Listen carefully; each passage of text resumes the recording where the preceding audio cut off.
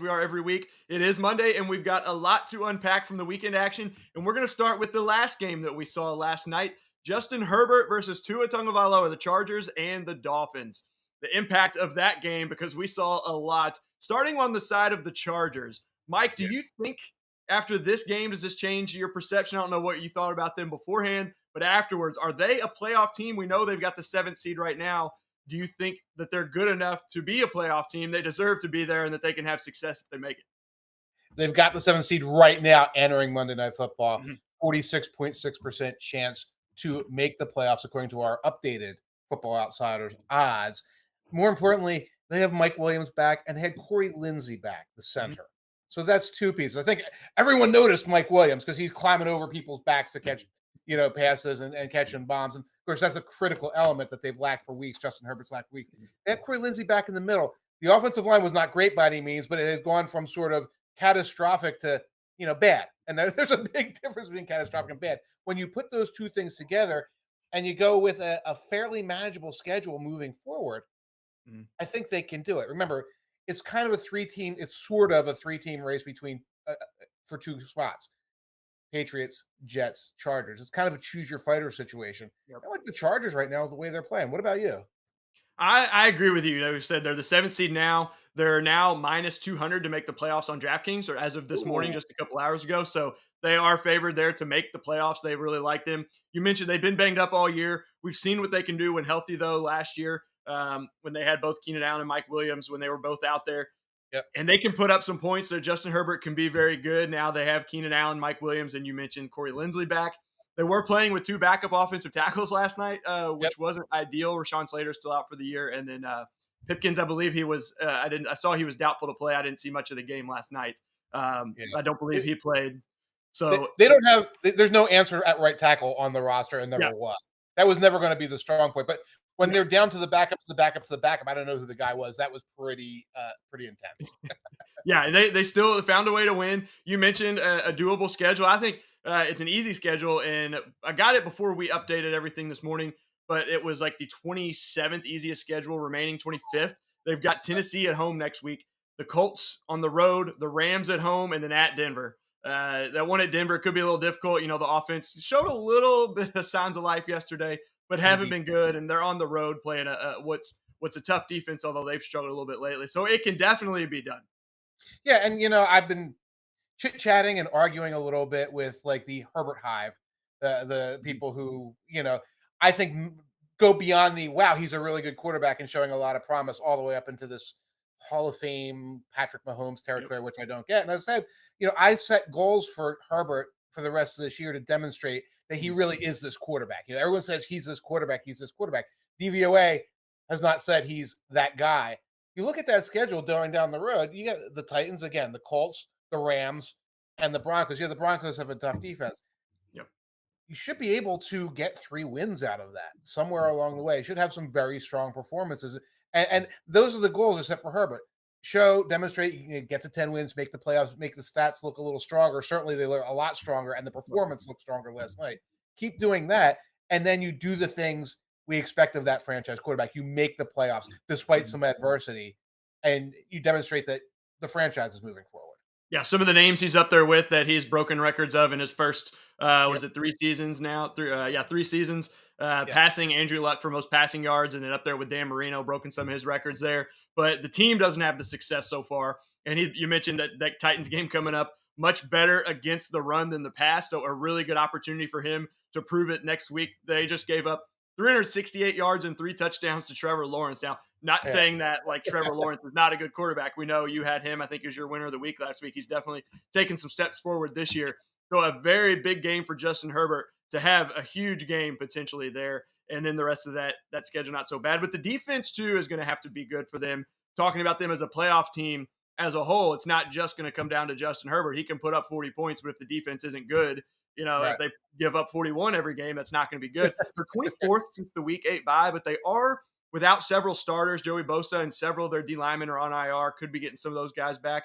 They played pretty well last night. They didn't have Derwin James, Sebastian Joseph Day, or Bryce Callahan. So getting some of those guys back would be big and could help improve them from I think 24th since week 8 and like 25th on the year. They're really not great overall. But if Right. they can get healthy at the right time, they could be dangerous if Justin Herbert can keep it going. And those guys can all stay healthy. That's the big thing in the NFL. Right. And again, it's the Colts offense coming down the road. It's the Broncos offense coming down the road. These are offenses even a depleted defense should be able to accomplish some things against. And I think we're going to talk about it now. What they did against Tua last night was enlightening and somewhat shocking. Yeah, that takes us right in. Do you think that Dolphins, especially over the last 2 weeks, that offense been exposed? You think, or is this just kind of a 2 week thing? They're just had some doubt. They went up against San Francisco, who is very good. They're number one in weighted DVOA now. They're number two, I think, in defense, or number one. They're at the top, very good. But then the Chargers defense has been very good, and Miami really couldn't get anything going. I know you wrote some about this morning in your walkthrough article too, right? Couldn't get anything going. It looks like there's a lot more press going on. And in the last 2 weeks, you've seen open receivers. There were open receivers.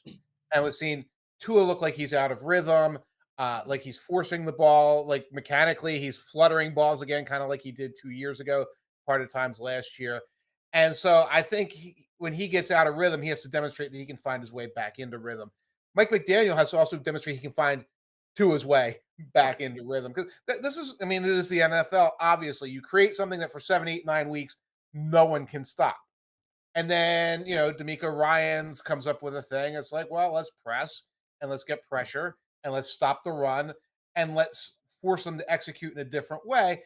So that's the counterattack. Now, Tua, Tyreek, McDaniel, counterattack the counterattack. That's how the NFL works, especially for a playoff team. The thing is, they didn't have an adjustment last week. They didn't seem to have an adjustment at all this week. Mm-mm. And I don't know whether it comes from, mixing up what you're doing on the running game, mixing up more screen underneath opportunities, using the reverse game more, which you haven't seen a lot of in the last couple of weeks, using shovel games, things like that, jet sweeps, etc. Get some of that stuff working so that you can get a rhythm for Tua. And then I feel like the deeper and the intermediate stuff should open up again.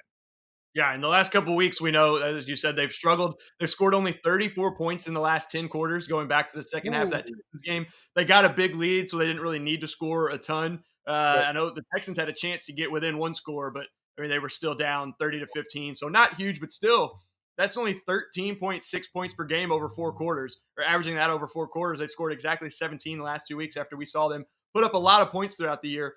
And again, they played that tough defense last week here. At San Francisco had the second best defense heading into this weekend. So that was a tough matchup. We saw what they did to Tom Brady and the Bucks, who have been kind of up and down, hit or miss this year. But Tua really struggled. He was great the prior 5 weeks, 60% plus completion percentage, had 11 touchdowns, no interceptions. But those games came against Pittsburgh, who didn't have TJ Watt at the time and wasn't playing as well as they were earlier and as they have been now. Detroit, Chicago, Cleveland, and Houston. Like, those aren't great defenses that you really have to worry about. San Francisco again was really good in the last, though. He's a combined 28 for 61, which is a 45.9% completion percentage. Only had 35.7% completion percentage last night. 3 touchdowns, 2 interceptions. His QBR below 25 in both games. But last night was surprising to me as well, like you said, because the Chargers just haven't been very good on defense this year. And you mentioned if they can figure this stuff out to get it going moving forward, it's not necessarily a great bet because they're going at Buffalo next weekend against Green Bay on Christmas Day, who the defense has not been very good, but the secondary has been pretty good for most of the year. And then at New England and then the Jets. So it's going to be very tough. And that's part of the reason we have the fantasy regular season just ended this week, or I guess ends tonight in my home league. That's part of the reason I shipped off to. I had a Justin Herbert as well, but I was like, that schedule is going to be tough. They can win those games, but they've held him fantasy wise and just stats wise, it's been a little bit tougher going for him and all the other teams that have played them as well. Yeah, the one game that sounds like in a fantasy playoff, you get the points would be the Packers game. Mm-hmm. And that's in Miami, so we're not worried about the frozen tundra. But Saturday night, we're worried about the frozen tundra. Now, it sounds like I saw extended forecast, snow showers, lows in the 30s. That does not necessarily work in Josh Allen's favor either, because anytime there's any kind of precipitation or heat or cold or whatever, he gets a little wonky as well. But there's not a lot of margin for error with Tua because of sort of like the limits of him athletically. It has to be precision mechanics, has to be precision timing, because he's not going to use his arm to rifle balls into place. And that can be a problem. Again, you're coming on a short week. You're coming against a tight defense. You might be coming into cold weather.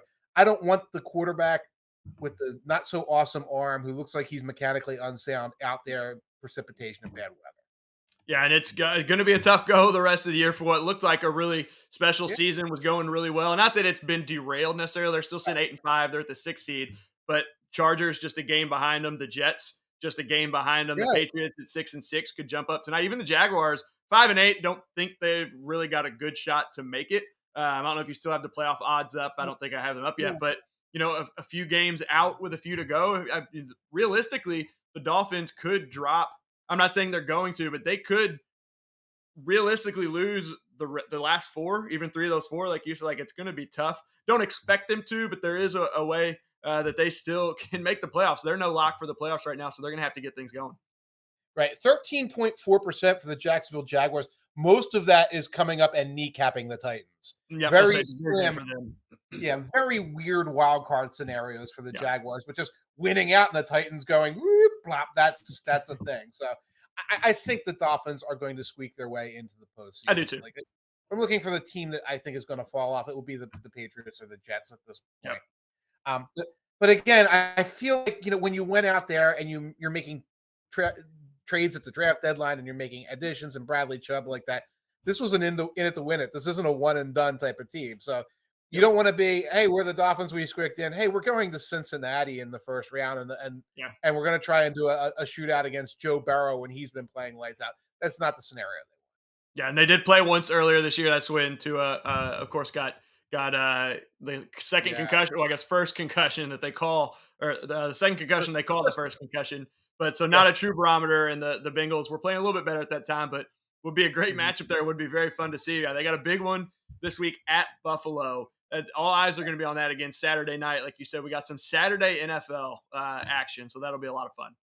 I'm just checking the line on that because I realize I'm a little behind schedule. I didn't check the line. Oh, Bills -7.5. I don't know where I stand on that. Have to get a weather report. Give me a weather report. We'll talk. But like, yeah, that one's tough too. That Buffalo offense not looking great. And I know for loser of the week that we'll get to at the end of the show, I almost picked that reporter that asked Josh Allen, was talking about the offensive struggles, and said, Josh Allen has answered, hey, we're just finding ways to win football games. All that matters at the end of the day, we win the game. And he followed up, the reporter did, and said, but this doesn't look like an offense that can win the Super Bowl. And Josh Allen just said, okay. And just kind of looked off and took the next question. So that was I saw that. I wonder who that was. I don't know too many people in the Buffalo media, but that's interesting press conference strategy to try and call them out like that. And again, after a couple of wins against tough defenses, Jets have a very tough defense, Patriots have a very tough defense, and like the offense is sputtering a little bit. You win. You're getting these plays. I don't know. Some weird folks like me wind up in those press pools sometimes. But, Yeah, I like to say it was funny though, the way not often you just see, a guy like Josh Allen sit there and just say, okay, and just quit talking. So that was pretty good. But big one Saturday. We'll see. Hopefully get some snow there. Those are always fun games to watch, especially on a Saturday night at home. We'll move on to another quarterback who's going in a different direction of Tua, which is where that conversation started, and that is Brock Purdy. Is it Brock Purdy season in San Francisco in the NFL? He took down Tom Brady, first quarterback I saw to ever beat Tom Brady in his first career start. Don't know how many of those are out there where a quarterback started against Brady in his first start. We know the rookie quarterback numbers out there, but first quarterback still, and did really well. What did you think of Brock Purdy yesterday? Very, very solid. Obviously scripted game plan. Obviously all hands on deck. Every little thing that Shanahan could do to give him those opportunities. Still made the plays within the structure. Made some plays outside of the structure. And this bodes well for the short term of the 49ers of saying, yes, this is proof of concept now. Win enough games, reach the playoffs, probably win the division now with the Seattle Seahawks taking a loss there. And then being in a position where you're going to get home games. Like, again, like pushing this all the way to like a dream scenario with Brock Purdy winning the Super Bowl. It's hard to project anything like that. But like this eliminates the floor of, it's going to be a catastrophe. They're going to fall off the pace. Now, one thing I always caution, the first start by a new quarterback It's the absolute customized game plan. It usually goes downhill a little bit from there. Good news is Purdy has some space to go downhill from and still be a pretty adequate starter. Yeah, I agree with you. I thought he looked pretty good. He looked good in his first start. Went well. You mentioned the scripted game. San Francisco running backs ran the ball 32 times.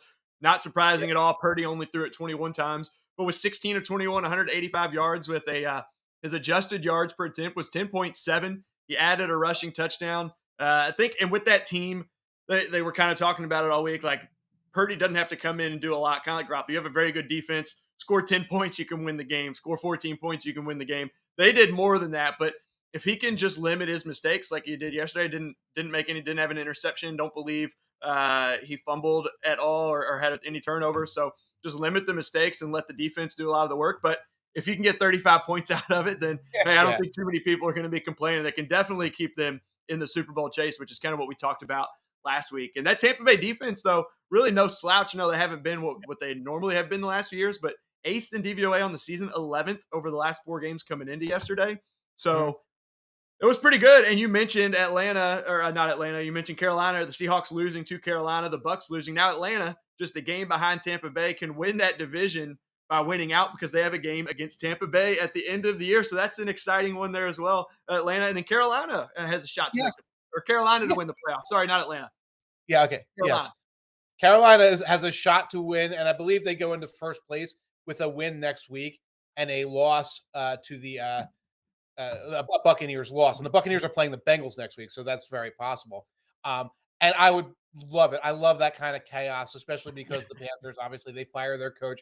They try to do a fire sale. Their fans are like, we want more of a fire sale. We want to suck harder for the rest of this year. And they're like, hey, you know what? Steve Wilkes is going to do a good job. We're going to rotate quarterbacks. DJ Moore's going to play lights out. Defensive, offensive lines coalesce, and we're going to make a little run here.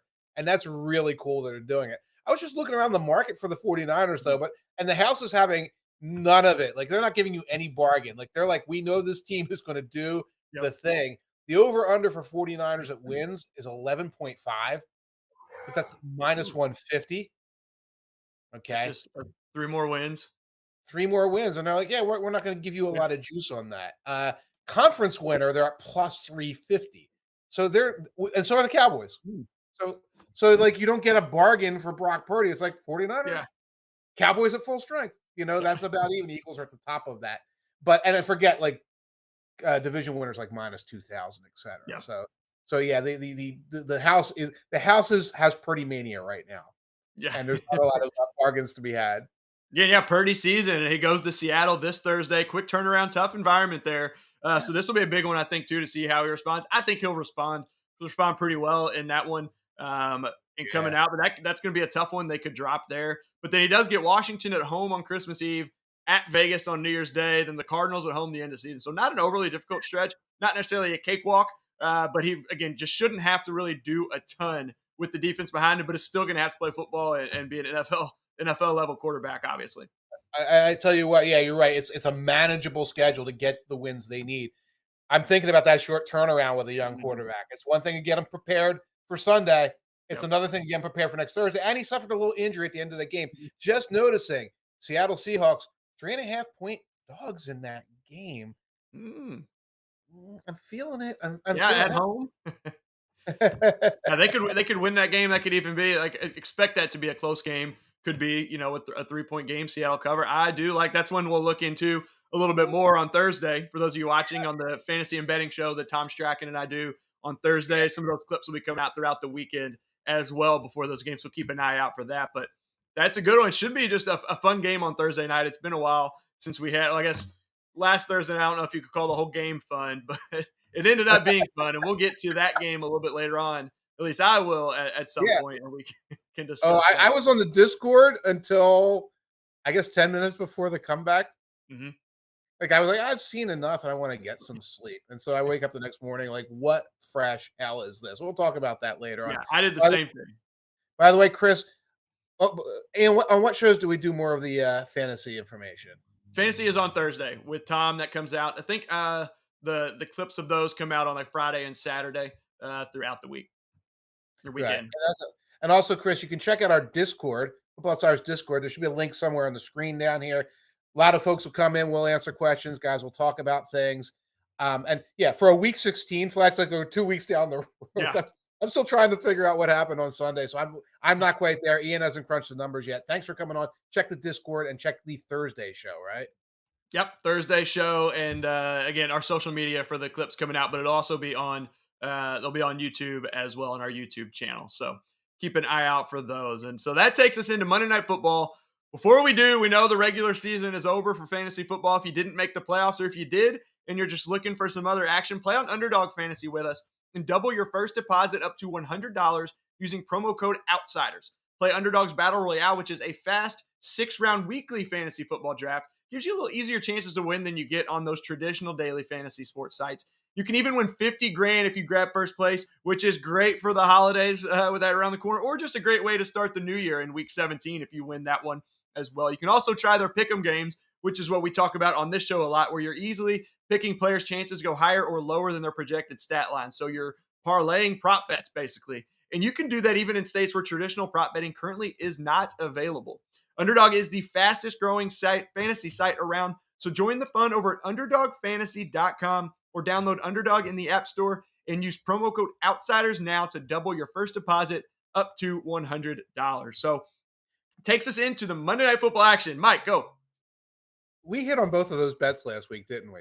We did. We bet Chris Godwin over 6.5 catches. It took till the final drive. He had 6 catches and then got 2 of I believe he had either 5 or 6 and got 2 or 3 more, ended up with either 7 or 8 catches. And then Alvin Kamara, man, I was watching that game, watched so close. Mark Ingram was getting some carries. I think Taysom Hill got some, and they were throwing a lot more. Kamara ended up, we had the under 12.5. I think he finished at 12. He finished at 12. He finished at 12. I didn't play that one because I was joking a little bit, like, my God, I'm going to be sitting here counting Alvin Kamara's carries. But Godwin, I played, and early in the game, it's like, oh, we're going to throw the receiver screen. We're going to receive. He got 3 on the first drive, I think. Like, bring it, and that built the opportunity to win the game and win the bet at the end. So that was a good week for us. What was a pretty bad game. Tonight we have a pretty bad game. You're gonna make it manageable for us. Yeah, I actually have 4 this week. Only 2 last week. But we got New England Patriots minus 1.5 out at Arizona. 43.5 point total. This is down a point from when Tom and I did the show or the recording last Thursday. It was 44.5. Patriots coming off a mini bye. Cardinals off that full bye. One that I like. I'm not the most confident in this one, so I'll start off with this one. Okay. But it's at plus money. It's Mac Jones over 1.5 passing touchdowns at plus 140. He's got 3 passing touchdowns over the last 2 games after he threw 2 total over his prior 4 games. Arizona only 24th in pass defense their last 6 games, allowing 2 2/3 passing touchdowns per game over that span. The Rams were the only team not to throw for 2+. That was without Matthew Stafford. I think that might have been the Bryce Perkins game. I don't even know if I got the name right. I forget who that was.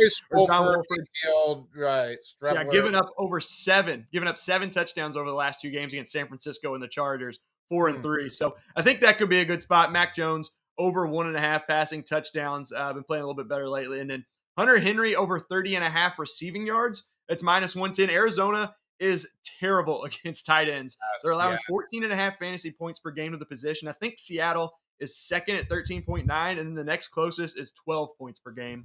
They're 30th in DVOA against tight ends, allowing the most targets at 8.3 and yards at 68.4 per game to the position. Here's the tough part on this one. Patriots tight ends are very tough to predict. We know Hunter Henry and Jonnu Smith are both there. But since their week 10 bye, Hunter Henry has played 84%, 71%, and 87% of the offensive snaps. Meanwhile, Jonnu Smith has played more than a third of those snaps just once over that span. So leaning towards Henry. I think Jonnu Smith could get there as well. He's only at 12.5 yards, but I lean towards Henry just being more involved in that. He has 4+ targets in 3 of the last 4, 50+ yards in 2 of them. So I expect him to be more involved given that matchup against the Cardinals defense that's really bad against tight ends. And then Jonnu Smith has gone over that 12.5 number 5 times this year. And given the matchup, they could use both of them, enough for both of them to get over. Like we had Brian Robinson and Antonio Gibson, both of their overs on the rushing yards in that game, and they both hit. This could be another one there. Right. Oh, by the way, I was looking at Chris's thing there. Nose Jones against the Jets. I don't want to give you a lot of fantasy. No bueno, Nose Jones, no Jets defense. No. What I like about these bets is, like the Cardinals, you talk about the DVOA against tight ends.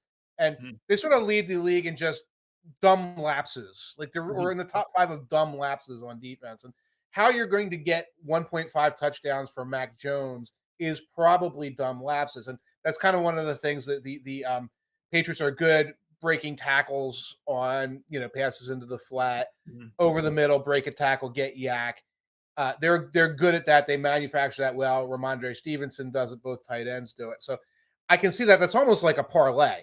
Yep. Is when you put the tight ends in with Mac Jones touchdown passes, and with the positive money, especially at plus 130, I can see it. I don't think of it as a bet on the Patriots offense, but as a bet against the Cardinals Yep. defense. Yeah, and you mentioned Ramondre Stevenson. He could easily, take a pass, a screen or something over the middle into the house. Yeah.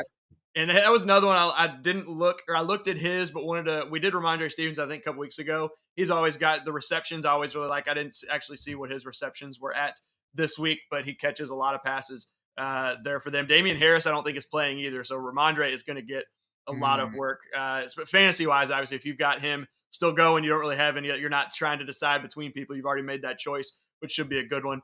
On the other side, I had a couple props I like there as well. DeAndre Hopkins over 75.5 receiving yards. We talked about the Patriots. I don't remember if this was our show with the Patriots on a Monday night that had been 4 or 5 weeks ago, or on Thursday, how their defense has been really good, pass defense, but they haven't really played a ton of really good offensive teams and quarterbacks yeah. throughout the year. They had Zach Wilson a couple times, some of those types of guys. But Hopkins has 87 plus in 3 straight and in 5 of his 6 games this season. New England is 10th in DVOA against wide receiver ones, but we saw them give up 92 to Stephon Diggs last week, 139 to Justin Jefferson on Thanksgiving. So they're not the shutdown defense like the Jets have been pass wise. And I think Hopkins is going to get the volume. He's getting a ton of passes. Rondale Moore is not going to play, so it's him and Marquise Brown. Maybe Greg Dortch steals it all, has a big game, but I'd expect DeAndre Hopkins to get enough volume to get over that 75.5. And then the other one on here for the Cardinal side, Kyler Murray over 34.5 rushing yards. He's Yeah, got yeah, 35 plus in 3 straight, and in 5 of 6, he's got 30 plus in all 6. So very close in that 6 game. Even if Hopkins has the big game, I still think he could struggle throwing the ball with the New England defense. Again, they're good, haven't played a bunch of teams, but they have had their moments. I think there could be some times where Murray just has to scramble because there's not someone open, or he chooses just to take off because the defense, is playing pretty well there. So I think both of those can happen, where Murray might struggle a little in the passing game and run a little bit more, or kind of have the Patriots shut him down a little bit, but then Hopkins to still get over his numbers as well, because he looks to Hopkins all the time. yeah, yeah. And we saw Justin Fields on Monday night against the Patriots a few weeks ago run rampant. Yeah. I don't think the team speed, particularly at the front 7 of the Patriots and their scheme, is designed to handle a quarterback that just takes off and runs. They don't have the guys who can kind of match up and spy and things like that. So I love the Murray prop. And I also think he might just be like, screw this, I'm running. He doesn't like what he sees with the scheme. He takes off 34.5. I was saying 36, 34.5 is excellent to get to that. It's the nuke one that bothers me because of like the tomfoolery of the Cardinals offense, especially with the yardage number being that high. Like the whole idea that he has like this 6 for 56 night or something like that. That's the one that makes me nervous. But if we're doing it as a stack, not as a parlay where everything's got to hit, but we stack them, that's a good thing to put into the stack because you get a little balance of both teams and a variety of strengths and weaknesses. Yeah, and I was looking for Kyler Murray too. Josh Allen only had 20 yards against them last week rushing, but only ran the ball 3 times, I think. Yeah. And then Zach Wilson even had 3 for 26 or something a few weeks ago. I think he was the leading rusher for the Jets that week. Might have been, I don't remember what week that was, but Kyler Murray, I think that's pretty easy for him to get to 34.5 as well. So those are the picks for this week. Again, you can play on Underdog Fantasy where you can parlay these. Their numbers are a little bit different sometimes. Over a yard or 2 higher on some of those props. They also combine passing and rushing for quarterbacks. Sometimes they'll combine. You can do total yards like you have on your typical props for running backs, rushing and receiving. So slightly different numbers, but again, you can get a free $100 using promo code Outsiders. Get that deposit match. Use that tonight, and that'll go on throughout the playoffs as well. They've got those for every week that there is football, I believe, especially in the regular season. So Monday Night Football, Patriots-Cardinals. What more could you ask for? I could ask for being in bed in the second quarter. I like that Underdog. Sometimes those over/under props are tastier than the houses too, because that's That's their bread and butter. Yep. That's what they serve. It's not the side dish, it's the entree. Yep. So you get juicier lines. So definitely look that up at Underdog. Yeah. Underdog, again, promo code is outsiders there. So that takes us on to our winners and losers of the week. We'll start as we always do with our winner of the week. Mike, I will let you start off here. And who was your winner this week? I do not remember at all. I believe it may have been J.K. Dobbins and Gus Edwards of the Baltimore Ravens. And I lost my notes completely, but they combined for over 200 yards in a game where Tyler Huntley gets injured early in the third quarter. Anthony Brown, the undrafted rookie third stringer scrambler, scout teamy, Lamar Jackson-y kind of like cosplayer guy has to come in. And they relying against usually a pretty stout overall Steelers run defense. They're relying on the running back to come through. Dobbins has been in and out of the lineup all year with various injuries. He comes up with over 100 yards. And then late in the game, it's Gus the Bus time because they've got to seal this victory late. It's the 16-14. 3rd and 3 late in the game. They get the ball to Edwards. He was running the ball well all game. Trucks a couple defenders, picks up a first down, gets the clock moving. Very strong game for the Ravens running game. And obviously they need this. I do not know what the status of Huntley is right now. We know Lamar is probably not going to be back for another week. Okay. So this is a team that's got to be all hands on deck with all the Ravens ways of winning, running, tuckering, kick blocking, sacking, all of those things. Big game for Dobbins, big game for Edwards. Kept them in the wild card hunt, kept them from falling into that category with the Dolphins. What about you? Who do you have? Yeah, so yeah, something you said there reminded me. It's not my winner of the week, but it could be. You said late in the game, needing some first downs, running the ball. Late in the game, the Lions, Penei Sewell catching that, Yes. catching that pass and getting some yards for the first down was really fun. So he could be a winner of the week, or is a winner of the week in the Lions in general. But I went Joe Burrow and the Bengals. Cleveland was 5-0 against Cincinnati since Joe Burrow arrived. Burrow only played in 4 of those. He was inactive in Week 18 last year, heading into the playoffs. They got crushed in the one game he played last year, 41-16. That game started with a really good drive and then a 99-yard pick six for Burrow. But didn't start off well and did not finish well. This week they came out, they won the game. It wasn't pretty, but the game never really seemed to be in doubt. 23-10 win, a lot of field goals in there. But a really good game from the Bengals that come out. And they're hot, just like they got last year this time, December. And they're one of the top teams there in the AFC. We talked about them last week, and they just kept on going. So that's my winner of the week is them. And then again, I'll add in Penei Sewell right now. And those Lions who are really hot right now too. People were questioning them being favored against Minnesota. I think we understood it. A lot of people understood it, but maybe didn't believe in it. And they came out and got the win pretty convincingly. Yeah, it's like DVOA says this and the house says this. Mm-hmm. And I think the Sharps were like, oh, darn it. We thought we were going to get value here. We thought we were going to get points, and now we have to give up points for the Lions. So they see it. And I think like everybody but like Vikings fans saw it. They saw it coming down the street. Now, I mean, I was nervous to play it because it's like, okay, I'm only human. All the analytics in the world. It's the Vikings. They're beating everybody. It's the Lions. They like the backdoor cover. That's what they do. But demonstration there that the Lions really are taking those steps forward. Jameson Williams, somebody mentioned Jameson Williams in the chat earlier. Big debut. I know he played a little bit before. Big debut with a touchdown there. And I just like the fact that like this Dan Campbell style of football, when they're talking, with fake punts, lots of fake punts, they run another one there.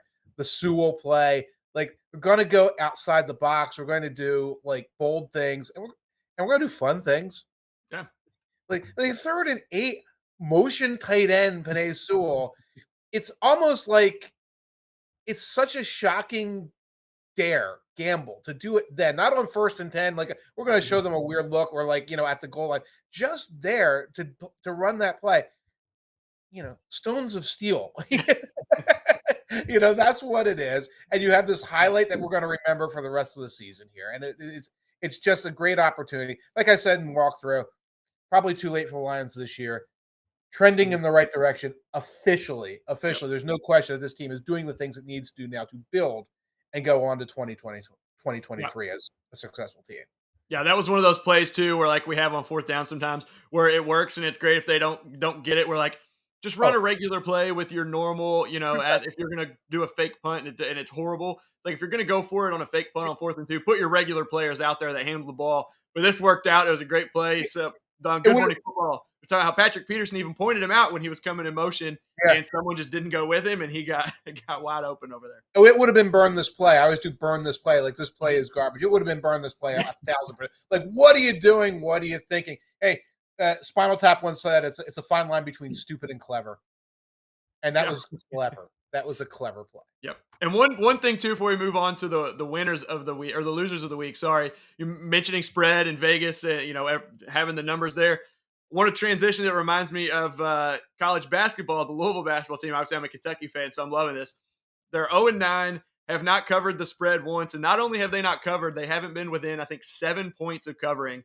And there was some a tweet out there that said if you would have bet 100 starting on their first game, $100 on the opposite team to cover on the spread, and if you would have rolled all your money for these 9 games in a row, you'd have $56,000 over the last, what's it been, 3 weeks of basketball, 4 weeks of basketball. So it's been a rough year. Vegas doesn't even know how to judge that team because Louisville hasn't even come within 7 points. What happens to the city of Louisville when the basketball team is bad? Does everyone just leave? Not really. No. What's funny is people will say this sometimes, and people come back and say it's not, but it's pretty split between UK and U of L fans. Here, there's a lot of Kentucky fans. There's probably more Louisville fans being the city, but there are a lot of Kentucky fans. But the sports, I've got some of my closest friends are Louisville fans, and they've kind of given up the last couple of years. Like, until they put quality product on the field and on the court, I don't want to watch it. But it's been a rough go so far. And hey, I said I like to see it. I don't like Louisville at all. The one thing I don't like to see it for is Kenny Payne, who was under Coach Cal at UK there for a long time in his first year and just having a really rough year and catching a lot of flack right now. But things get better. Yeah, Vegas knows what they're doing 99% of the time. Louisville basketball is the 1% of the time that they have no idea how to get that team down. So maybe they know something we don't, and they're going to go on a run here soon. Yeah, or maybe they're trying to split because there's national action. Somebody like me tuned out. Here's Louisville, sees a line, and like it's schmuck bait. Like, I'm a casual Louisville. They got to be good, and you can schmuck bait. So maybe they're doing that, or maybe there was a market of inefficiency, and they weren't on top of it because there's not that much action going on college basketball this time of year, and they were missing it. So it's not a situation where the Kentucky and the Louisville fans, all that bourbon down there, get into the bar. It's not any of this, right? Or not? Not yet. Maybe come New Year's Eve with that game, but I don't think people are expecting much out of the cards there in that game. But we'll see. It's a rivalry game. A lot of times they're played closer in every sport. We know NFL, college basketball, college football. Those rivalry games can be different. So we'll see. Wait a couple weeks. Well, luckily I'll be down in Florida for that one, so I won't be in the middle of all the smack talk and everything. So it'll be fun. But we'll move off again. College basketball. Sometimes we go on a tangent. Try and stick to sports. Sometimes we get whatever, but it makes it fun. So we'll move on to losers of the week, and I'll let you start again here as well. Who do you have for your loser of the week? All right. So it's mean to call Tom Brady a loser, and of course Tom Brady's not a loser. Well, whatever. Bad game. And last Monday night, bad game until the final 4 minutes when the Saints sort of obligingly said, here, Tom, come win this game on us. Here's some pass interference penalties. Here's the ball back. Here's some clock mismanagement. The Buccaneers are like, oh, we can mismanage the clock too. We can really turn this into a cluster hump. Brady is terrible for 3.5 quarters and gets his win. Then comes into this game and is terrible for just about the entire game. I know there was one touchdown that was called back or whatever. It could have been 35-14. Hooray. Great work. And the thing that takes it to the next level, obviously credit to the 49ers defense, credit to the 49ers offense, is all the talk leading in. Brady made sure he got his news into, Rap Sheet and Shefty and all them. He's exploring all his options for 2023 free agency. So he wants to play next year. So come, Mark Davis, come and pay him. Whoever else he thinks is out there. Come and pay Tom Brady. And bring him in. And are we done here? I mean, again, like Hall of Famer. Are we done watching this? Do we want to see this another season where it's like, well, it's 6-7, and maybe they'll make the playoffs, or maybe the Panthers will beat them? Are we done here? So Brady is sliding. He's sliding quickly. And I would respect it if it was an announcement that said, this is my farewell tour. Come love me and appreciate me. I would be out there loving and appreciating him too. We're done with this. I do not want to see 46-year-old Tom Brady going out there getting hammered by the 49ers defense. Yeah. What about you? Who's For your me, loser? I'm going to go the game we talked about earlier. I guess on one side, I could have gone with Baker Mayfield as the biggest winner of the week or winner of the week. He was a winner of the week. But I'm going to go with Vegas as the losers of the week. There was Mm, talk coming into this game on Thursday of sneaking into the playoffs after winning 4 straight. Become the first team. After that, they become the first team to blow 4 double-digit halftime leads in a single season, according to Sport Radar. Their data goes back to 1930. That's 92 years that they're the first team to do that. And not only did they blow a 10-point halftime lead this week, it was mm. to a quarterback who was picked up off of waivers that week. I think it was Tuesday they got him, and there was Yeah. talk all week. Baker Mayfield, we're not ruling out him playing on Thursday. And I know All week that's there was talk for like 18 hours in the time frame. That's all week, right? I'm sorry, but come on, yeah. I never, I kind of blew it off like they're playing around. They'll maybe put him in for a snap or two, something like that. But he got in. He led 2 75-plus yard touchdown drives in the fourth quarter. One was allowed to continue on a defensive offside penalty on a punt on fourth down by the Raiders. Then they allowed the game-winning 98-yard touchdown drive in 1 minute and 35 seconds, leaving just 10 seconds on the clock. They got an interception, but there was a defensive pass interference that negated it. A stupid unsportsmanlike conduct penalty, another dumb penalty on a first down sack that was a 9-yard loss. Yeah. Mistakes just everywhere for Vegas. Ended up being the longest go-ahead, this is according to Elias Sports Bureau, longest go-ahead touchdown drive beginning in the final 2 minutes over the last 45 seasons. So Raiders are breaking all kinds of dubious records, first for everything that they don't want to be for, and it just like I said, I wanted to cover this one, talk about this one too, because it happened on Thursday, so we didn't really cover it here. But they are the biggest losers of the week after kind of giving their fans some false sense of hope on that 3-game winning streak that they might sneak into the playoffs yet again. Right. That was it. That was the hey, look, the credibility, we've turned the corner. And by the way, the unsportsmanlike conduct penalty of trying to swat the ball out of Baker's hands. That was Football Outsiders' favorite Jerry Tillery. Used to play for the Chargers. First round pick, was obviously going bust. Like kind of disappeared from training camp. Didn't report to training camp and didn't report to mini camps. And like, you know how everybody is like, well, it's mini camp is voluntary. So, you don't have to show up if you don't want to. Well, try not doing voluntary stuff when your job is on the line. Go nuts with that and see how it works. And so the Chargers, got rid of Tillery early in the season when they realized they had okay depth, I guess. And when you grab that former first round pick and you think, well, the talent was there a couple of years ago and everything, let's see.